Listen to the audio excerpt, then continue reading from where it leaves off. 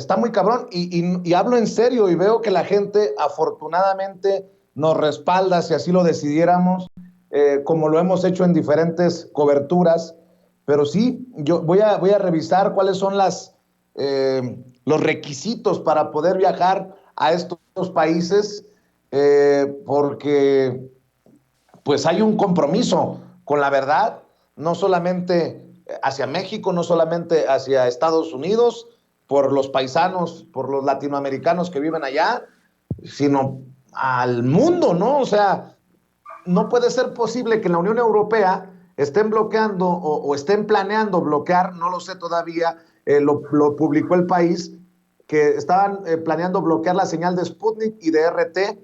Lo mismo acá, y con lo que reporta Alessandro Pagani, me quiero imaginar, quiero pensar que los que tienen Total Play sufrieron un percance temporal y que no sea una censura ya también en nuestro país de la señal de RT. Pues, ¿a qué hora nos vamos? Tú dices.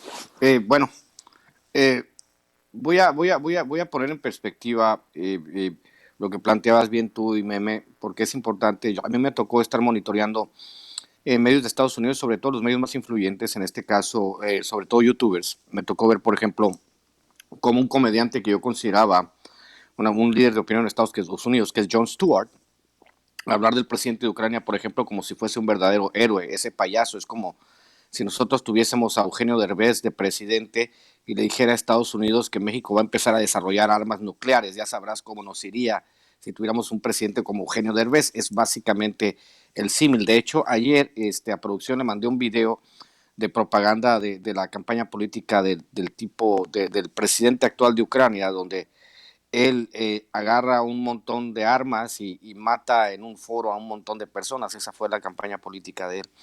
Pero en general, ahí sí puedo discrepar un poco con Meme. En Estados Unidos, el hecho de, como decía Noam Chomsky, porque aquí es importante, muy importante, porque tiene que ver, por ejemplo, con los estamentos ideológicos que construyó Samuel Huntington, anunciando el futuro de las guerras, en este caso el choque de civilizaciones. Pero también Noam Chomsky en Manufacturing Consent, la manufacturación del consentimiento, pues habla precisamente de cómo las víctimas se van categorizando. En este caso, ayer mismo se hablaba de las pobres víctimas de cabello rubio y ojos azules, ¿no? Entonces, en Estados Unidos, desgraciadamente, esto que se llama la creación del sentido común o el establecimiento de ciertos criterios hacia ciertos eventos, pues está bastante bien desarrollado a través de las generaciones. Los aparatos de propaganda de los Estados Unidos son bastante sofisticados para desarrollar este tipo de estrategias mediáticas que impidan que la gente vaya conociendo la verdad. En este caso, pues como plantean lo que ha pasado con RT, lo que ha pasado con Sputnik, lo que ha pasado con todas las agencias noticiosas rusas que empezaron a tener alcance, pues obviamente pues hay que censurarlas para contar una sola parte de la historia, ¿no? Así lo dijo la escritora nigeriana Chimamanda Adichie, esa parte del peligro de una sola historia. Para las personas que no lo sepan, pueden buscar en internet El peligro de una sola historia de Chimamanda Adichie. Ella explica más a fondo cómo funcionan estas circunstancias. En el caso en particular de nosotros, de los mexicanos, que al menos hemos librado esta censura que se da en Europa, que se da en Estados Unidos, vamos entendiendo. De hecho, como te digo, en Estados Unidos hasta las personas más, porque realmente en Estados Unidos la izquierda no existe, existe la extrema derecha, la derecha y el centro, pero hay personas que piensan que, por ejemplo, un tipo como Bernie Sanders es de izquierda, lo que es un total despropósito. Pero sí es divertido y a la vez no tan divertido, digamos, pero sí un poco escandaloso que personas como digo, como Jon Stewart, Kyle Kulinski, muchos de ellos, de los youtubers que supuestamente son de izquierda, hablen del conflicto de Ucrania con Rusia desde la perspectiva de los Estados Unidos sin tener siquiera un asomo de autocrítica. El único que ha hecho algo al respecto y que está haciendo son los periodistas Aaron Mateo, un periodista canadiense, y Jimmy Dore, que han estado estudiando el tema porque son expertos en esto, ¿no? Y han estado hablando precisamente desde una perspectiva mucho más neutral, desmintiendo las fake news que se han generado en torno al conflicto armado.